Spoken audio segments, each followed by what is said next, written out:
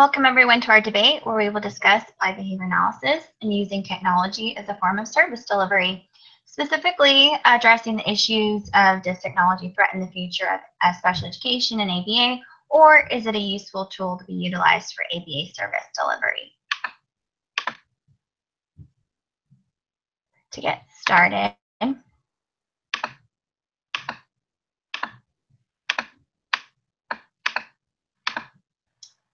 using ABA technology-based services. Well, first of all, what is autism?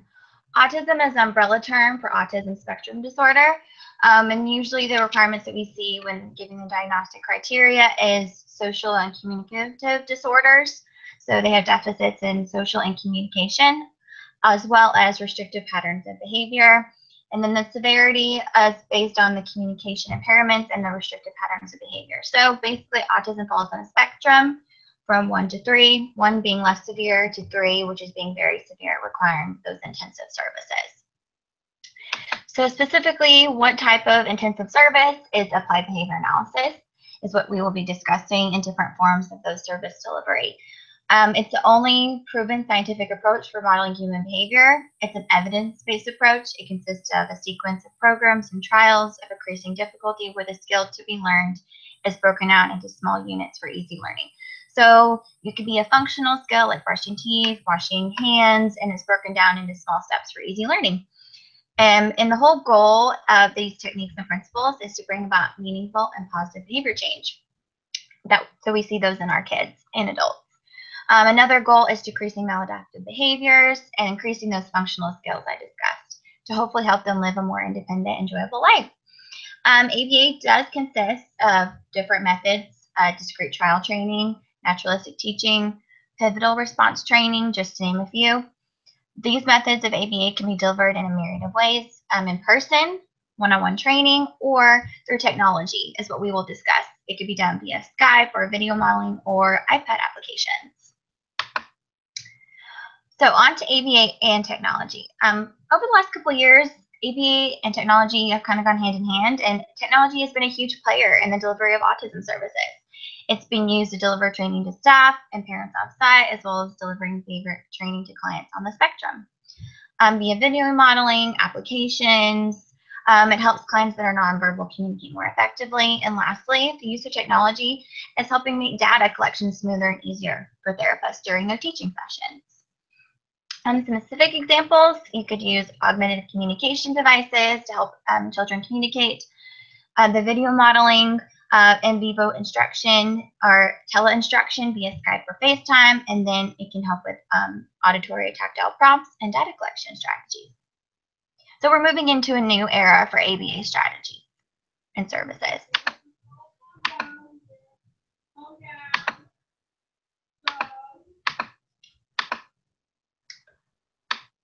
So now that we have a little background on autism and ABA, I'll kind of discuss the pros and cons to use technology as a service delivery method for ABA services. In our formal debate, we will hit on both sides of the technology discussion.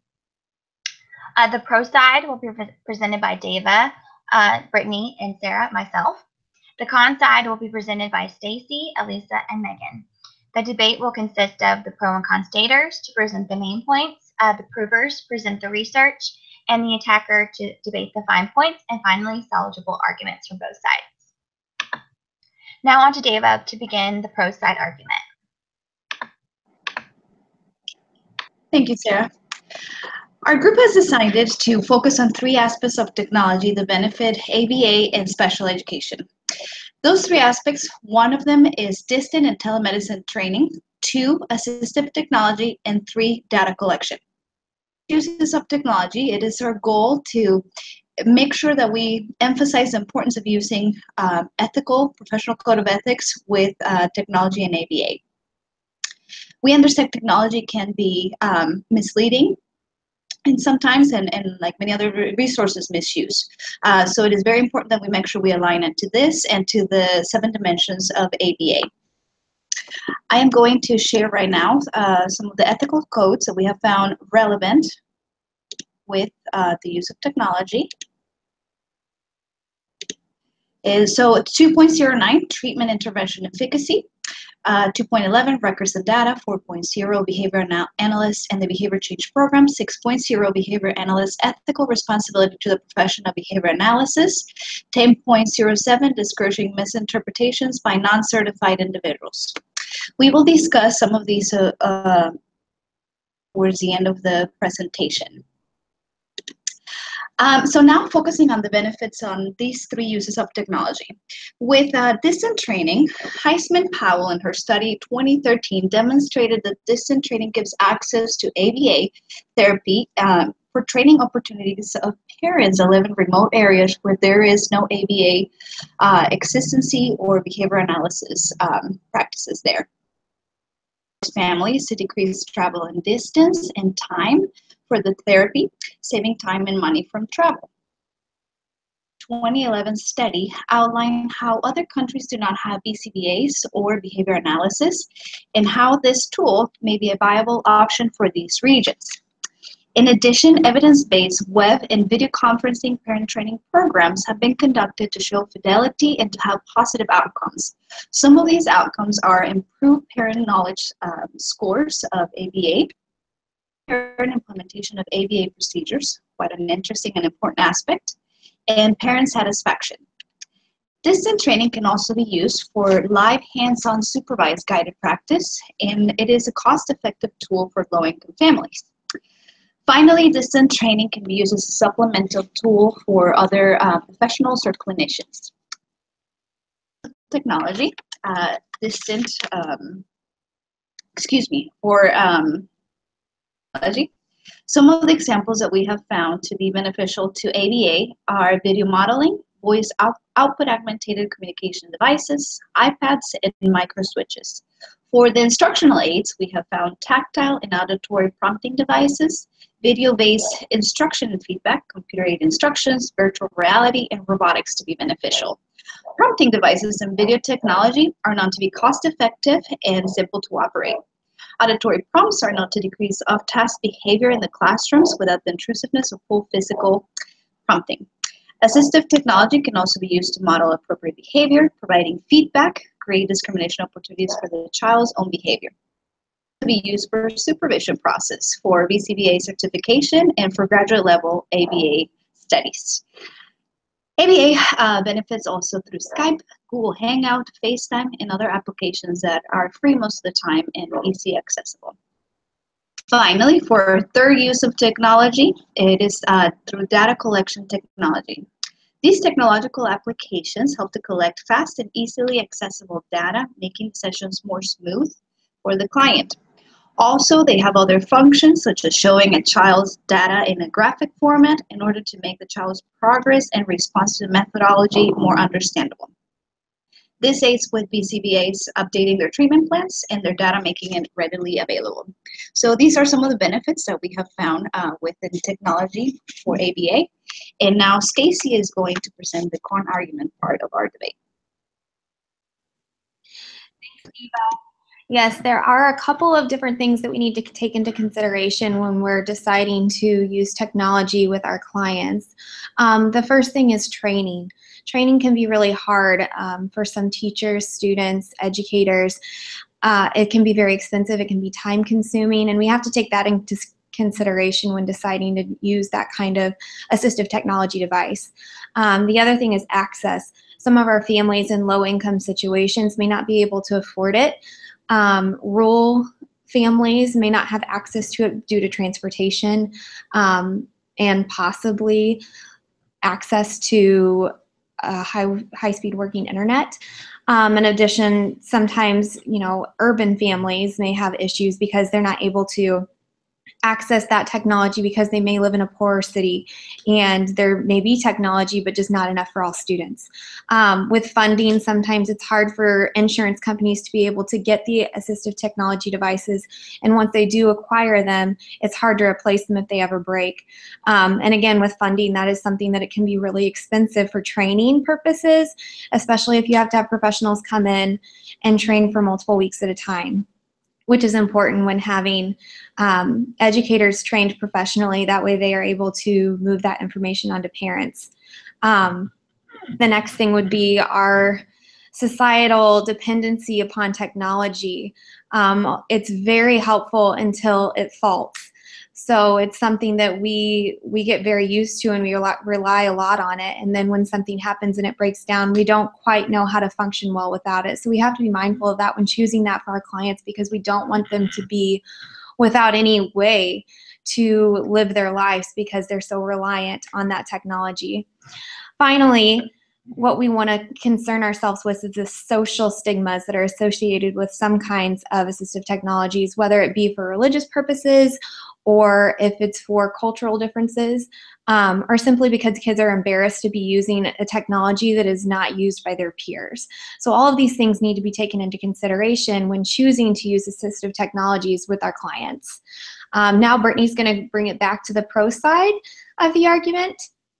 So we'll let her take it from here. So as Diva described before, due to a lack of services in rural and remote areas, there is a necessity for parents to understand effective interventions for their children. There's also a strong need for effective distance training programs for parents of children with ASD. Clinicians and parents can complete training programs electronically that will increase the fidelity of the intervention procedures in areas where live training may not be available.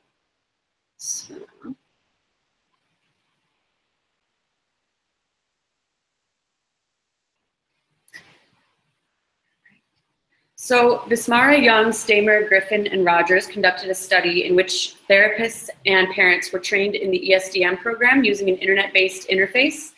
This study showed that teaching clinicians via distance learning technology was as effective as training using live interactions. So this first slide, the first graph on the left here shows that parent fidelity increased by 17.6% after they underwent electronic training, versus a 25% increase after the live training. Also, the understanding of the ESDM procedures increased by 45% after electronic training versus 22.2% after live training. So here we actually had a higher increase in understanding with the electronic training versus the live training. And then additionally, the results after the training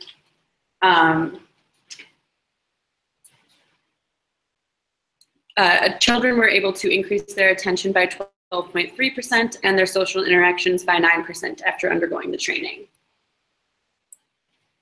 So next I'm going to discuss Wainer and Ingersoll's study, in which clinicians and parents underwent an RIT training program, which stands for Reciprocal Imitation Training, to increase imitation in children with ASD. So parents were able to increase their ability to implement the program with the child, and the children increased in their imitation skills.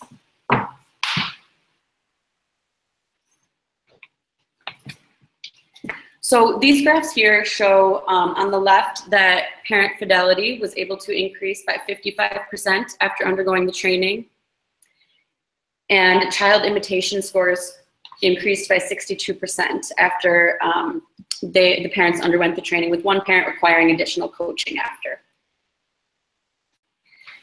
Next, I'm going to discuss the OASIS program that I know Diva is going to be touching on a little bit more later.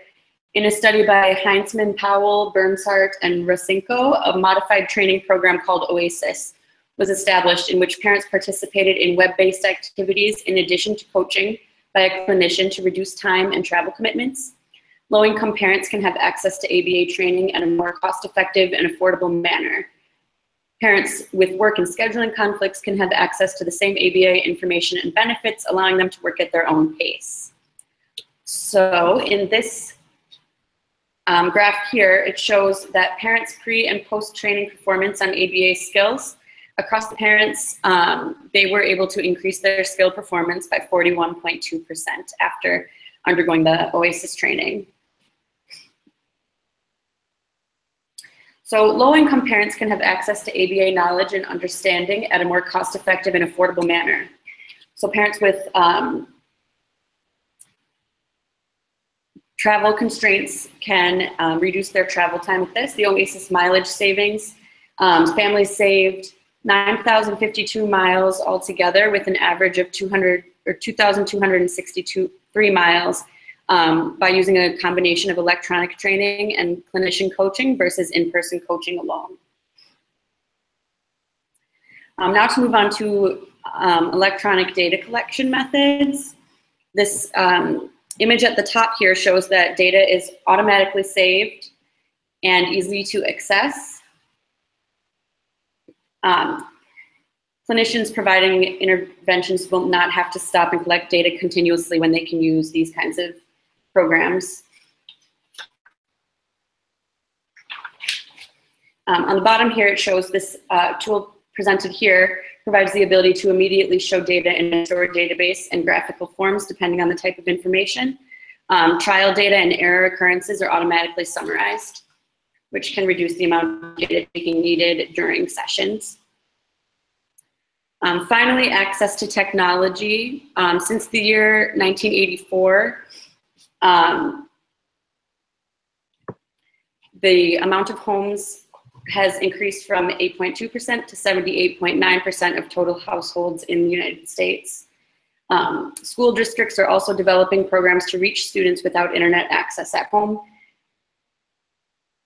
Other community members can also access computer and internet support through public libraries. And then on the right here, we have an example of an advertisement for low-cost internet.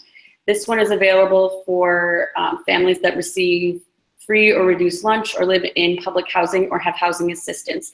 So there are programs available to help with lower cost internet for low-income families. And now we're going to move to Elisa for the con-prover arguments. Close out of this. Okay. Stacey's already touched on some of the points. I'm going to go into a little more detail for the con side.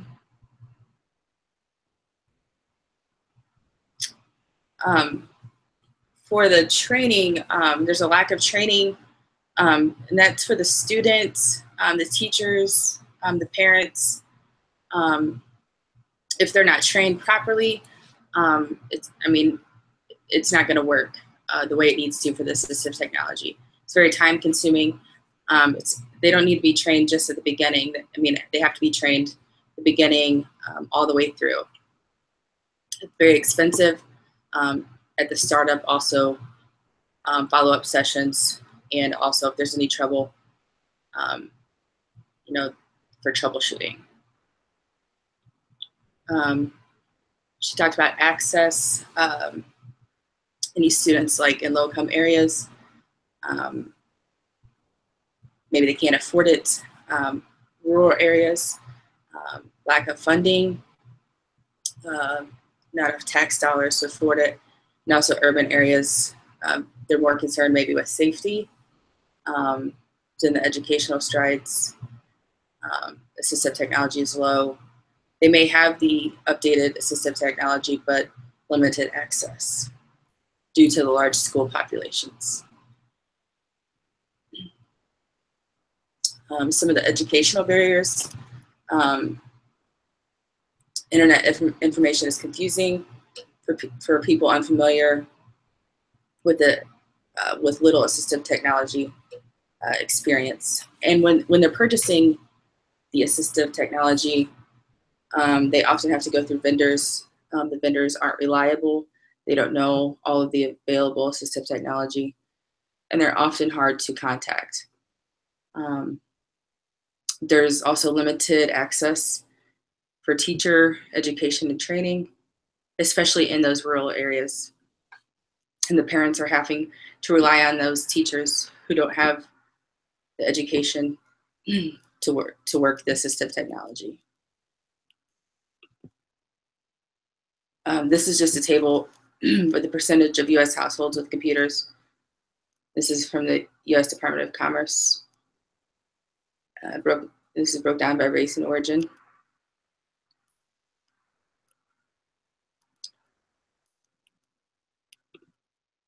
And this is the students' percentage of computer access and use.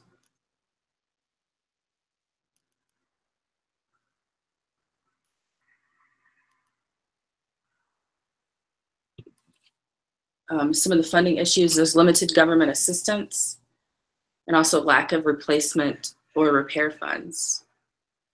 Some of the technology most appropriate for a student and client may not be financially possible, which means they're not properly matched with the right assistive technology for the right student.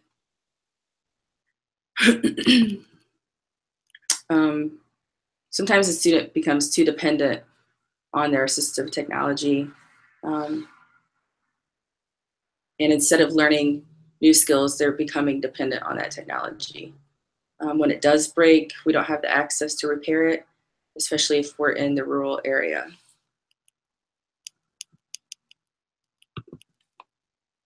Some of the societal factors, the students can become embarrassed because their friends aren't using this assistive technology. We're using it for fun instead of the correct use, and lack of support from the family, and also like the cultural norms, judgment by our religious community. And some of the risks associated with assistive technology. An article, according to British Columbia Society of Occupational Therapists, we're relying on technology for the majority of their play, which limits challenges to achieve sensory and motor development. Children require human interaction to properly develop. If not, they can display some anxiety or agitation. They may become depressed in early childhood without that human interaction. Young children require between 3 and 4 hours a day of physical activity and human touch. With the technology, they may have access to violent video games, which can lead to violent behaviors. They have access to social media, and it also decreases their ability to be able to speak face-to-face or connect with one another.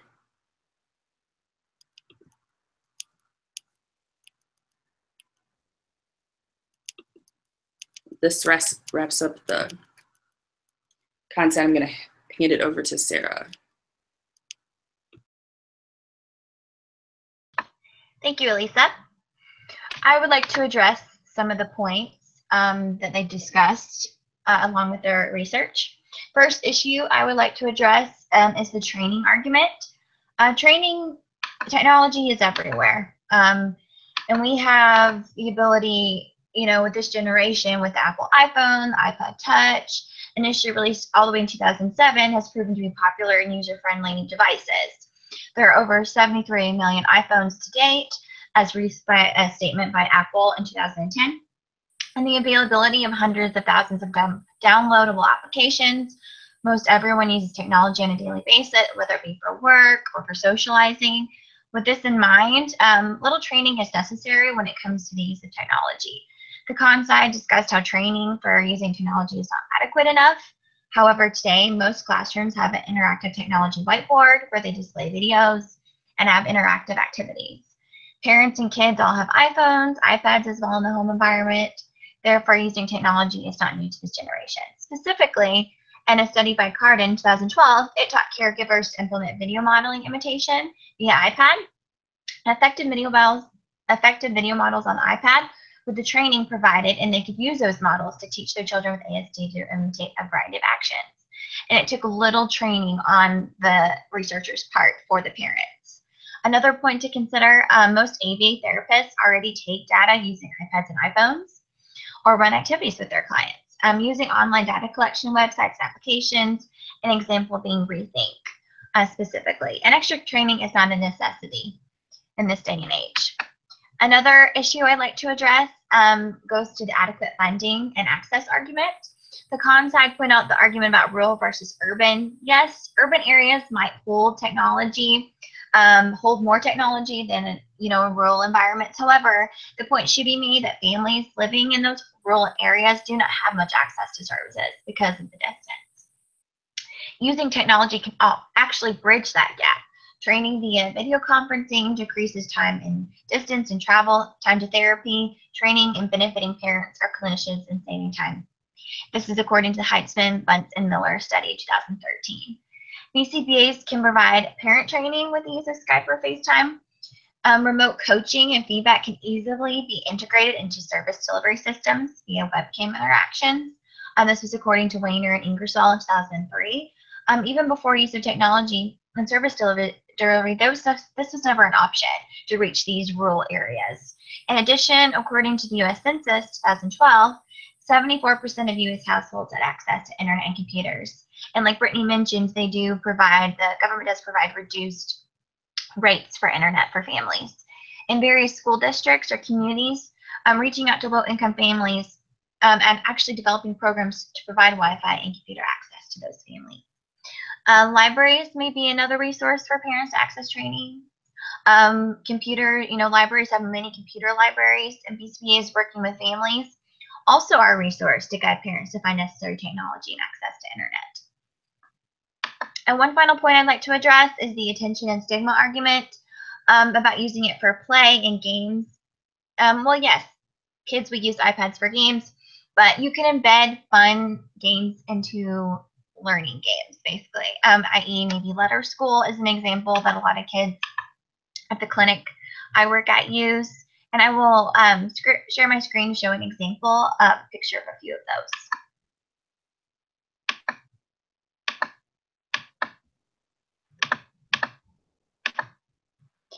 those. So here's a few pictures of some applications that kids will typically use. We have a Letter School game, which makes handwriting cool, where kids can trace letters. And then you have a receptive ID, where they can identify pictures in the game. And then even working on social skills down here at the bottom, where they can look at the video of a kid using proper social skills, and then they can kind of imitate them with video modeling. And last and certainly not least, today, the stigma of technology as an aid has decreased. According to the 2004 LeBlanc article, most everyone uses technology. And the 21st century technology commonly dominates a variety of popular devices, such as cell phones, video recording, and desktop and laptop computers. Kids of all ages use technology for homework, for learning games, so there's not that feeling that kids on the spectrum are different because they use an iPad to work on skills. Look at the Apple Store. There are tons, like I just showed. Last point to address, if kids on the spectrum are using iPads for speech, they probably already have a stigma for being nonverbal. Communication devices can open them up to future interactions with peers not previously available. And an article by Leonard in 2015, they used iPads to teach communication skills, and results actually showed using iPads to teach communication encouraged social comments from students and promoted their awareness of the environment. It means it also actually improved skills to make social comments, meaning interaction actually increased with other peers, using technology to break a stigma, not actually creating one. So now on to Megan for their points.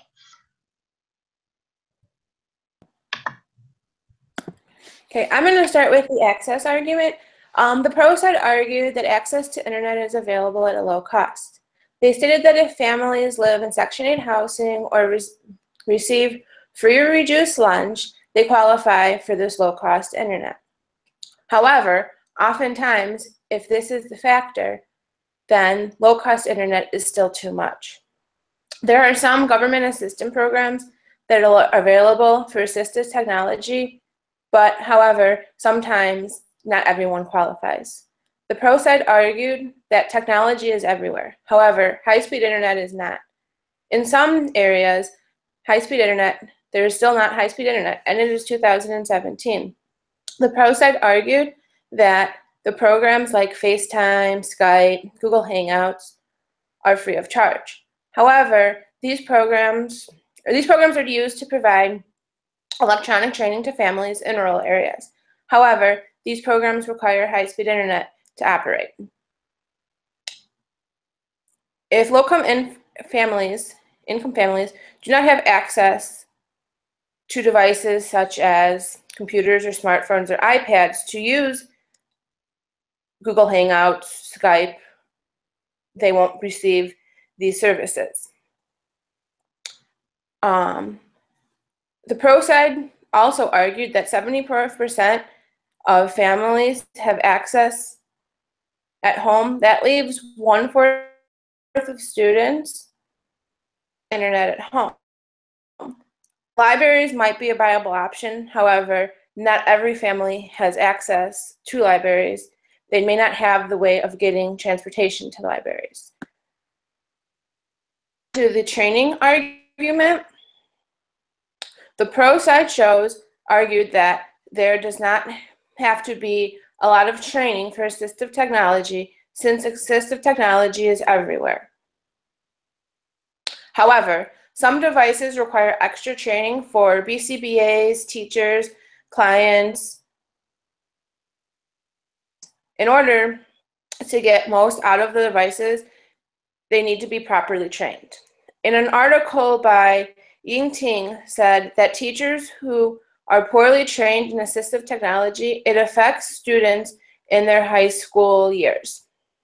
Also, it is known that teachers in BCBAs pick assistive technology that are familiar with and they are trained in, but not always what is best for the child and their needs.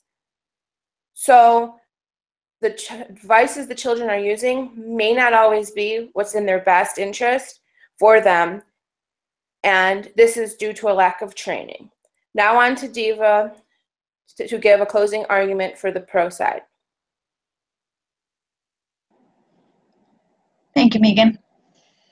Yes, so accessibility to technology may not be available in every corner of the world. However, globalization and technology accessibility, such as internet and video conferencing devices like computers and iPads, are reaching remote and low and middle income countries. Pettifor, in her 2014 study on ethics and supervision in globalization, touched on this point, establishing how globalization and technology keeps and continues to increment and advance. An example of this globalization is the Viasat, a US-based company that is recently announced to be launching a satellite that will be providing high-speed internet in remote locations in the Americas, in Europe, Middle East, in Africa, and Asia as well. Another point is that there are endless advocate groups and nonprofits that focus on the betterment of quality of life of individuals, and a lot of them invest in technology. This is here, the orphanage where I work, in Ciudad de Angeles in Cozumel, Mexico, where the children would highly benefit from ABA services. Over the last 10 years, there has been a continuous use of technology, of internet accessibility, and now high-speed internet, and previously computers, and now also iPads and iPhones. The point of this is to demonstrate that the accessibility is increasing, and that there are ways to reach it in a lot of places, even if they're remote or low and middle income places. But the point here for our pro argument is effectiveness. Is technology ethically and effective for ABA practices? That is our focus, and a lot of our research, such as the OASIS program, have demonstrated that there are effective outcomes. However, the crucial point in all of this is to make sure that each and every BCBA focuses on aligning the use of technology in their practices with the professional code of ethics and with the 7 dimensions. I'm going to share right here codes that are applicable. So 4.01, conceptual consistency. Behavior analysts assign behavior change programs that are conceptually consistent with behavior analytic principles. Our text ethics for behavior analysis by Bailey and Birch refers to this as making sure that we're aligning it to our 7 dimensions by Bear-Wolf and Rice in 1968. The next code is for behavior change program 4.3, and it focuses on the individualizing. The behavior analyst must tailor behavior change programs to the unique behaviors, environmental variables, assessment, results, and goals for each client. So again, individualizing our plans with technology and making sure we're aligning it to the codes. My teammate Stacy is going to salvage the points on the con side. Thanks, Eva. To start with that, I'm going to go ahead and share a couple of PowerPoints to show some of the ethical responsibility codes that we have for ethical treatment for our clients. The first one being that clients have the right to an effective treatment. This means that we have to have the skills as professionals to be able to provide those for them. We have to know different, we have to open up our repertoire to be able to provide different skills, not using technology for our clients who don't have access to it or who don't necessarily believe in it because of cultural or religious values that they may uphold. The other thing is we need to make sure that we're providing these services that are cost effective to our families. We don't want to have our families who are maybe low income to have government funded assistive technologies, but when they break down, they have no way of replacing them. The next thing is we want to be able to have different behavior change programs, as I stated before, that are unique to each and every client. That's one of our main goals, is to be able to help each client effectively and be able to provide them with things that they'll be able to use in the future, not just for now. And so sometimes, you know, technology is ever changing, and so we need to give them tools that they can use aside from technology to be able to build upon those. And finally, one of the biggest things that we have found is our dependency, upon technology. And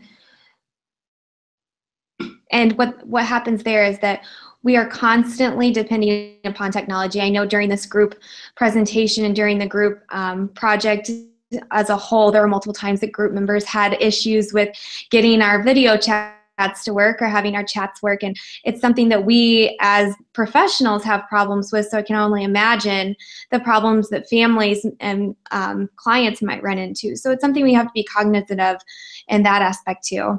Now Sarah is going to conduct a question and answer portion.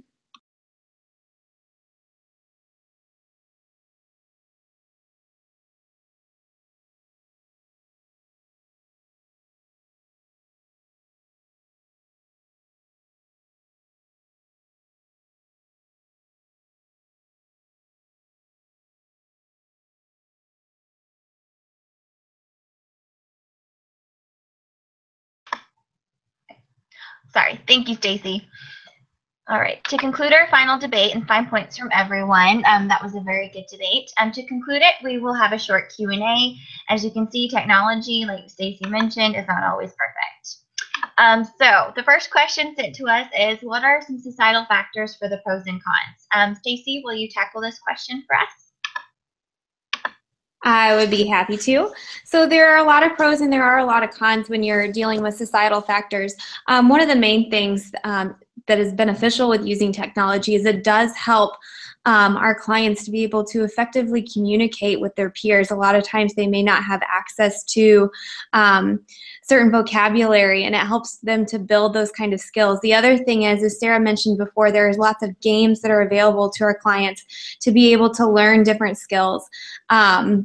It also has been shown, as mentioned previously, that it increases attention capabilities. So families who are very focused on attention and respect, they would be able to communicate better with their children and have that kind of respect delegated within their religious and cultural communities. As for the cons, sometimes, as mentioned by Elisa, it can be an embarrassing situation for a child if they're using some kind of assistive technology that is not necessarily being used by their peers. Another thing is, the biggest one is probably lack of family support, whether that be because of religious reasons, because, you know, God made my child this way and so we're not going to try to fix it, or a cultural difference. Maybe your client is Amish and they just don't believe in technology as a means for treatment. So we just have to be cognizant of all those societal factors when we're considering technology use. Thank you, Stacy. Another question that was sent to us is, how could the dimensions of ABA be affected with the implementation of technology-based services? Deva, will you take the lead on this question? Absolutely. I'm going to tackle this question by showing an example of how OASIS, um, the 7 dimensions of ABA. And here we go. So I'm going to start with dimension number 1. Did OASIS remain applied? And the answer to this is yes, by focusing in a group of parents that were highly motivated and high need of ABA services in a remote location. So this made it socially important. The next one is dimension number 2. Did OASIS remain behavioral? And the answer of that is yes as well, because the training was conducted in BCBAs that were observing and measuring the behaviors in the trainings. Dimension number 3, analytic. It always also remain analytic because they show fidelity in their program and functional relationship with their behaviors that we're observing. Dimension number 4, databases remain technological. The answer to this one is a little bit different. The research established that more studies needed to be conducted in making sure that this was replicable due to its complex and highly with high standards training, and so that is one that needs to be studied more in order to determine if it was technological, if it will be technological or replicable. Dimension number 5 is OASIS remain effective, and the answer to that was yes, because it demonstrated meaningful change in the desired behavioral goals. Did OASIS remain conceptually systematic? Also yes, because they had a rigorous program to make sure they were aligning to the ABA principles and behavioral concepts. And dimension number 7, generality, also like technology, needs more time and more research to be able to determine if there was generality or maintenance across time and settings. So this is just an example to show how technology may affect the 7 dimensions of ABA. Okay. Thanks. Thank you, Dava. And a final question sent in to us. Is there literature to show whether in-home or tele-ABA is more effective than the other? And Brittany will answer this one for us. Absolutely. Through the ESDM project that I had talked about a little bit about before, it is more effective to do live training than the electronic training. Electronic training increased fidelity by 17.6% versus 27.8% with live training. So it is more effective to do training in person, although sometimes when that's not available, the electronic training is still a better option than not getting anything at all. Additionally, with therapists' understanding of the ESDM, this actually increased more through the electronic training than through the live training, although their comfort with the procedures was still higher after the live versus the electronic training. So I think that this kind of shows that while comfort of actually implementing the intervention may require in-person coaching, understanding can be increased through the electronic training and live training. I think a good example of a program that has a good combination of these is the OASIS program that Diva has been talking about, where they combine electronic training and live training. So this offers reduced travel time and time commitment while still providing in-person training for parents. And this concludes our debate. Thanks for watching.